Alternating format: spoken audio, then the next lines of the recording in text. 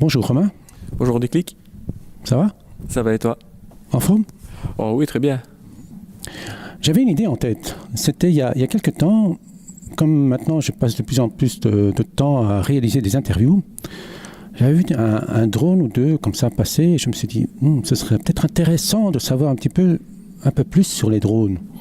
C'est souvent lié à la photo, souvent lié à l'exploration urbaine, souvent lié à la passion. Et je me suis dit, ça c'est une belle idée ça. Je vais poser la question à Romain. Tu es d'accord? Ah, c'est une bonne idée. Alors, on va parler de drone. Alors, avant tout, Romain, tu pourrais te présenter? Donc, je suis architecte de formation, je fais de la photo maintenant depuis environ 25 ans et du drone depuis environ 3-4 ans. Tu travailles, tu fais quoi? Tu es situé où? Donc, je suis architecte, j'ai un petit bureau d'architecture au Luxembourg depuis maintenant une dizaine d'années. Tu es luxembourgeois? Non, belge. Mais tu habites au Luxembourg? Non plus. Belgique aussi. Mais tu travailles au Luxembourg? Voilà, je fais partie des frontaliers. C'est bien, c'est bien. C'est le bon deal, non? Exactement. Ça fait quand même quelques années maintenant qu'on se connaît dans le milieu de la photo. Tu es photographe, tu es portraitiste, tu aimes aussi tout ce qui est nature, insectes, paysages, architecture. Tu as commencé la passion du drone depuis combien d'années à peu près? Depuis 3-4 ans, j'ai investi dans un drone pour la photographie. Pourquoi le drone? Ça permettait d'avoir un angle de vue complètement différent de ce qu'on a en étant sur le sol. Ça offre vraiment des perspectives inattendues et je trouvais ça vraiment très intéressant. Et à tes débuts, tu as tout de suite accroché ou bien c'est par progression ou bien tu as tâtonné un petit peu? J'ai eu la mauvaise idée d'abord d'acheter du matériel qui n'était absolument pas adapté. Donc là, j'ai eu vraiment du mal. Pendant une année, j'ai pratiquement rien produit comme image. Et puis après, j'ai acheté du matériel peut-être un peu trop performant. Donc là, j'ai tâtonné quand même beaucoup pour arriver à faire le réglage et le montage de celui-ci. Mais ça offre une qualité photographique qui est nettement supérieure à ce qu'on trouve sur les petits drones du commerce. Ce que tu recherchais au départ, c'était surtout la qualité photographique. Tu voulais en fait plutôt prendre des prises de vue aériennes? Exactement, oui. C'était vraiment pour la photo que j'ai commencé le drone. Je voulais vraiment pouvoir mettre idéalement un réflexe, mais j'ai dû, par rapport à ce qui existait sur le commerce, me rabattre sur un modèle un petit peu inférieur. Tu peux rentrer dans les détails. Par exemple, le modèle que tu as commencé, c'est lequel? Le tout premier, c'est un Phantom A, donc avec une caméra GoPro. Donc là, la qualité photographique était catastrophique. C'est un œil de poisson, donc ça déforme tout. La caméra n'était pas stabilisée, donc quand le drone s'incline, la vidéo ou la photo s'incline. Donc on a vraiment quelque chose de catastrophique au niveau image. Ensuite, 2 ans après, 1 an et demi, 2 ans après, j'ai acheté du drone professionnel, donc c'est de la marque DJI, c'est un drone S900, sur lequel est implantée une caméra photo Panasonic GH4. Et là, on arrive vraiment à avoir quelque chose de très très performant, c'est un capteur de grande taille, et là, on peut produire des photos ou des vidéos, mais dans mon cas plutôt des photos de très bonne qualité. Tu as sauté les étapes, donc tu as commencé par, entre guillemets, un entrée de gamme, et puis tout de suite, tu es passé en mode pro? Oui, exactement, c'est pas toujours la bonne chose à faire. Heureusement que je suis bricoleur parce que c'est des drones qu'il faut monter entièrement soi-même et programmer soi-même. Ça m'a valu quelques frayeurs au début, mais voilà, c'est une bonne école pour commencer. Après, j'étais bien encadré dans des clubs, donc ça m'a vraiment permis quand même d'éviter un peu de casse et d'avoir quelque chose qui marche bien. Tu m'avais raconté justement quelques anecdotes par rapport à ton montage du gros volume. Oui, au début, il faut faire beaucoup de recherches parce que c'est pas bien documenté. Donc, c'est beaucoup d'heures sur Internet, de vidéos YouTube pour savoir comment monter, programmer. Ensuite, j'ai eu le malheur de faire confiance au fabricant qui m'a valu un beau petit crash. Donc après, j'ai remis les paramètres comme j'avais initialement prévu. Et là, depuis, mon drone fonctionne très très bien et j'ai vraiment plus aucun souci ni aucune frayeur. Donc tu as parlé d'un petit groupe, tu as rejoint un petit groupe au niveau pilotage avec des pilotes? La meilleure chose quand on commence le drone, c'est d'aller dans des clubs. Donc il y a plusieurs clubs dans la région, donc j'en ai d'abord fréquenté un au niveau de Volcrange, donc c'est Messancy, c'est dans le sud de la province du Luxembourg. Donc là c'est un club d'aéromodélisme, donc il y a une piste, il y a une assurance, il y a un endroit où on peut voler dans toute égalité. Après je me suis inscrit aussi dans un autre club au niveau de Luxembourg, mais ça c'est plutôt pour une autre variante du drone. Tu te retrouves dans ce groupe? C'est de se trouver dans un endroit où voilà, on est entre passionnés et on peut partager les idées, avoir des conseils et avoir aussi des personnes qui peuvent vraiment nous aider à avancer ou à évoluer dans le pilotage, mais aussi dans le montage. Ta pratique du drone, c'est plutôt intensif de temps en temps ou c'est juste par passion ou vraiment tu sais t'exercer, de progresser? À vrai dire, ma passion de drone a été divisée en deux parties. La première, photographique. Là, je dois dire que cette temps-ci n'a pas été très productive, par manque de temps et surtout par manque de sujets et pour des questions de réglementation. La deuxième pratique, c'est le drone de course, où là, on a moins de réglementation, on peut plus piloter dans des zones, sur des terrains privés ou dans des clubs. Et là, par contre, c'est plus actif. Qu'est-ce que tu préfères? C'est plutôt la photo ou la course? Je suis d'abord photographe, mais la course permet de déstresser. Oui, c'est ça. C'est avant tout un moyen de déstresser. Exactement. Et comment ça fonctionne? Donc tu t'installes et t'es parti ou quoi? Alors pour le drone de course, on a des plus petits drones. C'est des drones entre 250 et 500 grammes sans la batterie. On a une caméra dessus qui permet d'envoyer l'image dans des lunettes. Donc on vole en immersion. Et donc on fait un petit parcours. Et on vole à 1, 2, 3, 4, 5 personnes en même temps. Et on fait des courses. En intérieur, en extérieur? Les deux. On peut voler en extérieur ou bien dans des bâtiments abandonnés. Ou même dans des magasins, dans des maisons, mais là on travaille avec des drones un peu plus petits. Ça a l'air assez intense. Oui, les drones de course en extérieur, on peut avoir des vitesses jusqu'à 150, 160 km/h, voire plus. Bon, ça dépend des niveaux. Il y a des championnats du monde, des championnats de Belgique, des championnats de Luxembourg, de France. Donc il y a des compétitions vraiment avec des pilotes très performants qui s'entraînent quasiment tous les jours. C'est vraiment, ça devient presque des athlètes. Et tu suis ça régulièrement? Un petit peu. Bon, j'ai une activité professionnelle assez chargée, donc ça reste un passe-temps. Moi, je ne me dis pas comme pilote performant, je me débrouille, mais voilà, sans plus. Quel est le dernier event au niveau de la course auquel tu as participé? C'était le FPV Nation de Luxembourg qui a organisé une course à Mersch il y a environ 1 mois et demi, 2 mois. Donc c'est une course le samedi avec la compétition luxembourgeoise pour le championnat de Luxembourg. Et le dimanche, une course ouverte à tous les pays. Et là, on était, je crois, 24 pilotes. Ah oui, quand même. Oui, non, c'est quand même très connu et ça commence à augmenter vraiment en nombre de participants. Et donc, comme chaque event de ce style-là, tout dépend de la météo aussi? Oui, mais on est moins tributaire de la météo avec un drone de course. Il ne faut pas qu'il pleuve, il ne faut pas non plus qu'il y ait trop de vent. Mais les drones étant plus petits et très rapides, on est peut-être moins sujet au vent qu'avec un drone photo plus important. Oui, je comprends. Pourrais-tu nous raconter une petite anecdote par rapport au drone de course? Non, c'est pas une anecdote, c'est une grosse frayeur. Un jour, on pilotait dans un bois. C'est vraiment comme dans Star Wars. Hein. On a vraiment les arbres qui défilent. Et étant donné qu'on voit ce que la caméra voit, on voit les arbres qui défilent. Et puis, il y a un ami qui pilotait avec moi qui a eu la mauvaise idée d'aller sur le parcours à ce moment-là. Et je me suis retrouvé nez à nez avec sa tête. Et je dois dire qu'on a eu, lui s'est baissé. Moi, j'ai eu le réflexe de mettre des gaz pour redémarrer mon drone vers le haut. Mais j'ai vu la tête de très, très, très, très près. Et ça fait une belle vidéo. Faudra porter des casques la prochaine fois. Oui, parce que ça reste un hobby dangereux. Vraiment, il ne faut pas oublier que tous les drones restent, un objet volant, lourd. Parce qu'on parle d'objets entre 250 pour les petits drones de course, ou alors les tout petits qui font 50 grammes, et là c'est pas dangereux, mais pour un drone de course vraiment de compétition, c'est 250-300 grammes.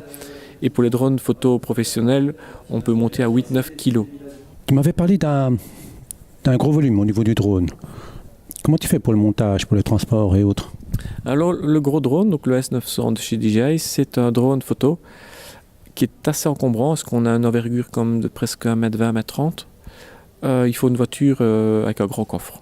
Parce que vous avez le drone, vous avez la télécommande, le trépied pour l'écran secondaire, il faut les batteries qui font quand même entre 2 kg et 2,5 kg pièces. Donc il y a quand même une tendance assez importante derrière pour mettre en place un vol avec un drone comme ça. Et évidemment, ne pas voler au-dessus des gens, ne pas se décoller près des gens. Il faut vraiment avoir une certaine responsabilité au niveau du vol. Les drones, il y a différents types. Est-ce que tu pourrais un peu les résumer On avait parlé de 3 catégories, je pense. Vous avez d'abord le drone jouet. Donc c'est vraiment tous les petits drones. Attention, ça peut quand même être rapide et performant. Il y a des petits drones qui font 50 grammes, avec lesquels on peut voler à l'intérieur, avec ou sans caméra. Donc il y a des compétitions maintenant de drones de course intérieure, donc ces petits drones de 50-60 grammes. Ensuite, vraiment le drone de course. Donc là, c'est vraiment pour de la compétition.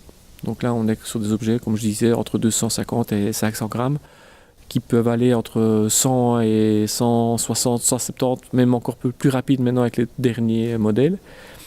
Et la troisième catégorie, c'est vraiment le drone photographique ou vidéo. Et là, vous avez aussi une gamme assez importante. Le drone presque jouet, jusqu'au drone très professionnel, comme je disais, qui peut atteindre 8-9 kg. Tout dépend l'appareil photo ou la caméra qu'on prend. Est-ce que tu as déjà eu l'occasion d'utiliser justement un drone dans le côté photoshoot, dans son session photo? Oui, donc j'utilise mes drones pour la photo plutôt paysage, un petit peu d'architecture, mais plutôt de l'architecture ancienne, ruine, justement pour éviter l'interaction avec l'humain. Mais j'ai réalisé aussi des shootings avec un modèle, avec le drone, oui. Et qu'est-ce que tu en penses? C'est pas mal, c'est assez stressant parce qu'on est quand proche d'un humain, il faut être sûr de soi, il faut être sûr de son pilotage et du matériel. Bon, le matériel que j'ai est assez performant, j'ai beaucoup d'heures de vol, donc ça me permet aussi de savoir quand le drone risque de devenir dangereux, mais ça donne un point de vue qui est très intéressant photographiquement. Au niveau du résultat, ça donne quoi? Qu'est-ce que c'est? C'est un point de vue qu'on n'a absolument pas en temps normal, donc on est vraiment sur une vue complètement verticale aérienne. Donc il faudrait vraiment un échafaudage pour pouvoir arriver à faire les mêmes photos dans un autre cadre. Donc c'est vraiment très très intéressant. C'est à refaire. Tu arrives à construire ta composition photo? Oui, j'ai en tête une image que j'aimerais réaliser. Et j'ai même râlé un jour sur un photographe qui l'a faite avant moi, parce que j'avais en tête une image bien précise, puis quelques semaines après je l'ai vue sur internet. Mais je bloque plus sur trouver le lieu que sur la réalisation de la photo. Donc dès que j'aurai trouvé ce lieu, je trouverai un modèle. Ça c'est encore la chose la moins difficile. Mais il faut que je trouve ce lieu pour faire cette photo. Ouais, je comprends.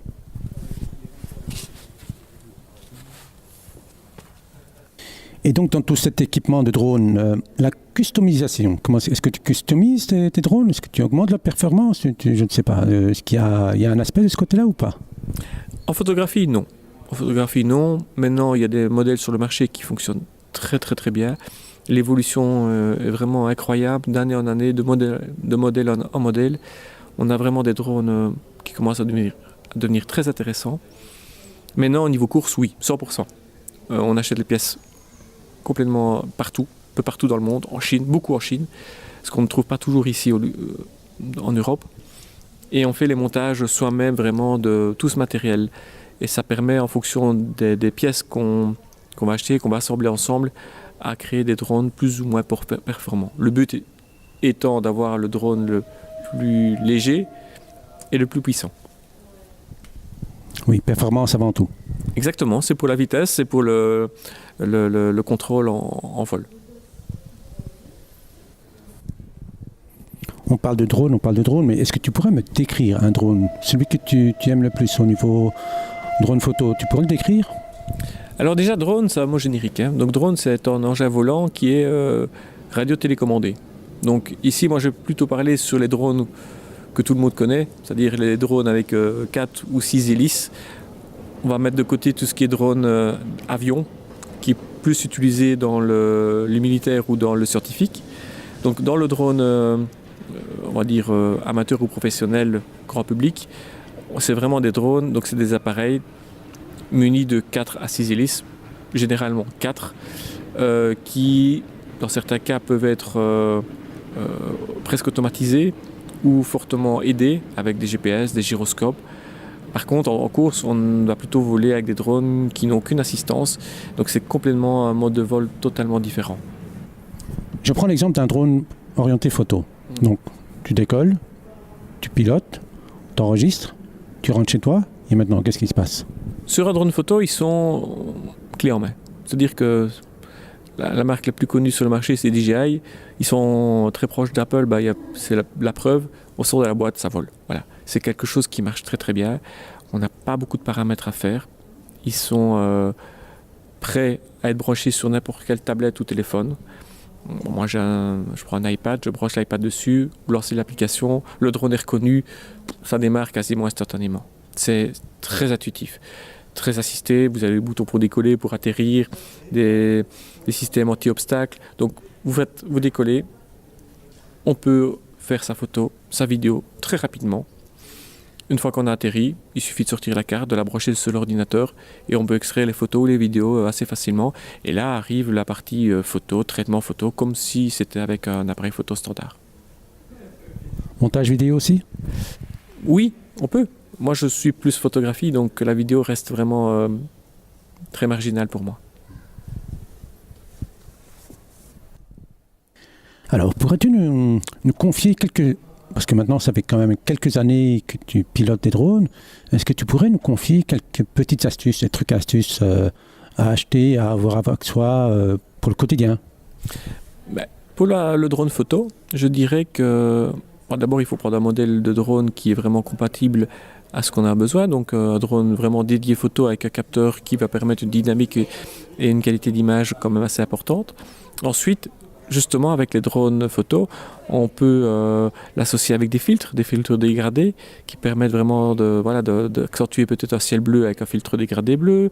Il y a des filtres dégradés tabac, des filtres dégradés gris. Parce que comme vous savez, en photographie, souvent le ciel est beaucoup plus clair que le sol. Donc pour créer un équilibre, un filtre dégradé va pouvoir justement corriger un petit peu ce décalage entre le ciel et le sol.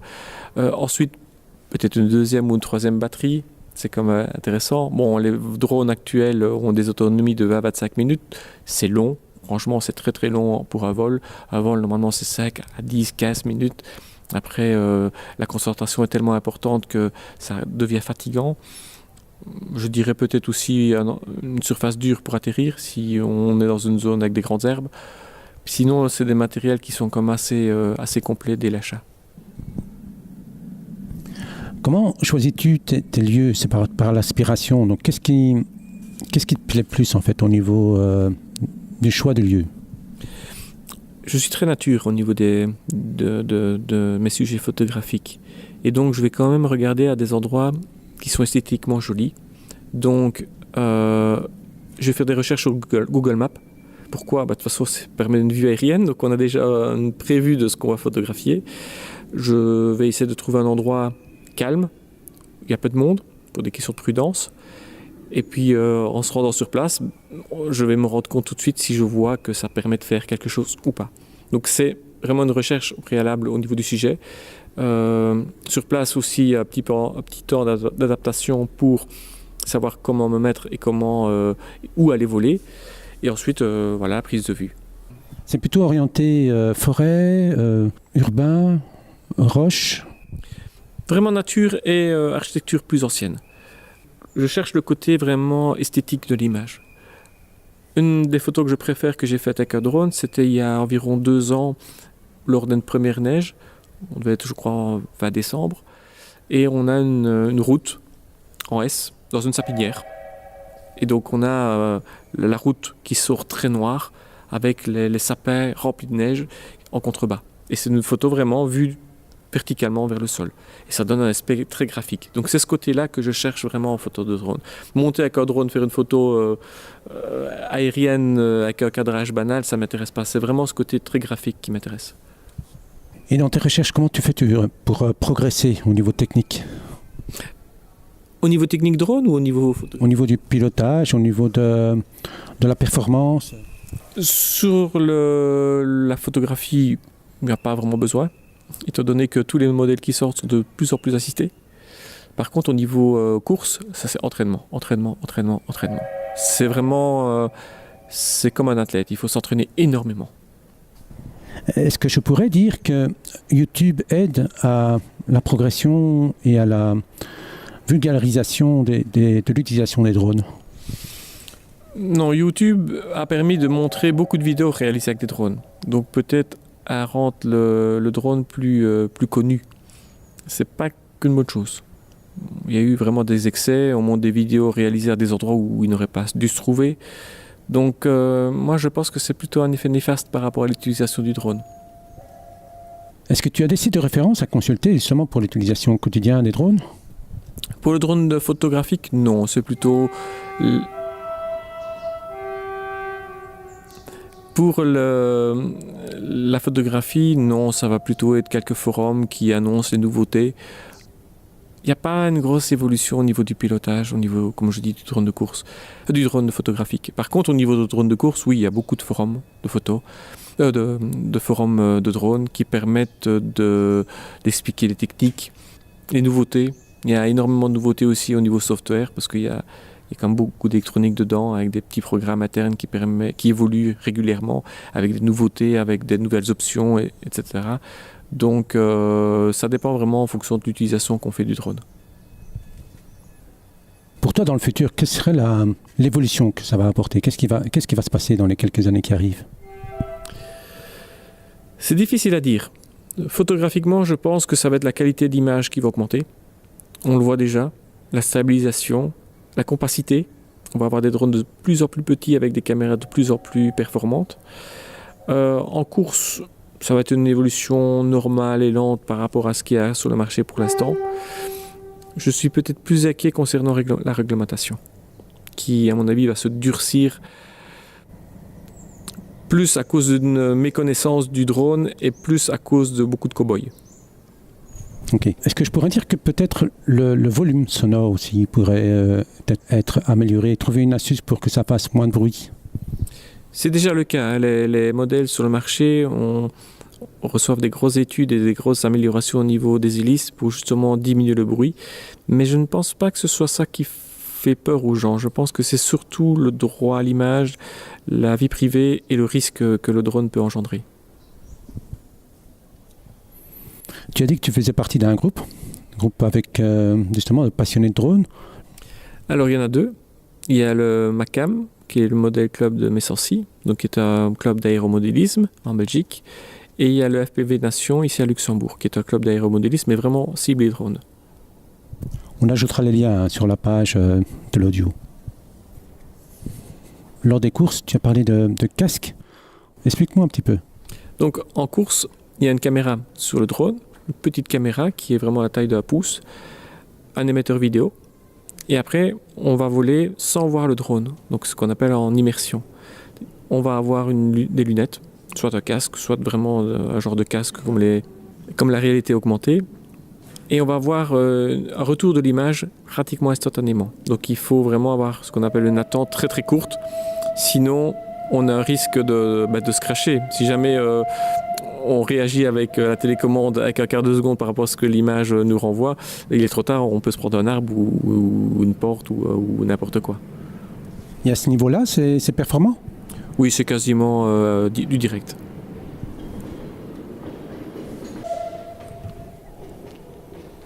Lors de l'acquisition d'un nouveau drone, c'est quoi ton critère? Quels sont les critères de choix? Alors, niveau photo, l'appareil photo, clairement. Et de plus en plus la compacité. Pour le drone de course, c'est le matériel pour avoir le plus performant. Maintenant, je voudrais me lancer dans le vol de drone. Comment pourrais-tu, entre guillemets, me convaincre ou me donner envie? Dans laquelle variété? Photo. Ah, photo. Déjà, je commencerai par un drone de petite taille. Et idéalement, peut-être prendre une année d'abonnement dans un club de modélisme pour voler en sécurité. C'est-à-dire aller dans un endroit où il y a de l'espace, avoir une assurance couverte par le club et pouvoir au moins avoir le temps de se faire un peu à la main au pilotage. Très bon conseil, ça. Merci Romain pour ce petit moment d'interview. En même temps de l'interview, je vais essayer de diffuser quelques photos prises de drones, mais pas de drones en pilotage, mais plutôt au sol, voir un petit peu qu'est-ce que ça donne pour expliquer un peu plus de quoi on parlait. voir un petit peu les volumes. On a quelques pièces ici qui sont quand même assez volumineuses et puis des rikiki tout petits, tout mimi. Donc ça serait assez comique de les mettre l'un à côté de l'autre, on verra bien. Si on voudrait te retrouver, où est-ce qu'on pourrait te retrouver, Romain? Sur mon site photo, c'est rolaphoto.com, où là j'ai mes photos normales et aussi mes photos réalisées avec mon drone. Merci pour votre écoute. Je vais continuer à diffuser régulièrement, enfin je vais essayer en fonction du taf qui me reste à faire, de diffuser régulièrement des interviews audio. Si vous désirez connaître les prochains projets et les prochaines publications, pensez à vous enregistrer dans les contacts privés du blog, déclic.photographie avec un Y. Merci à tous, à bientôt.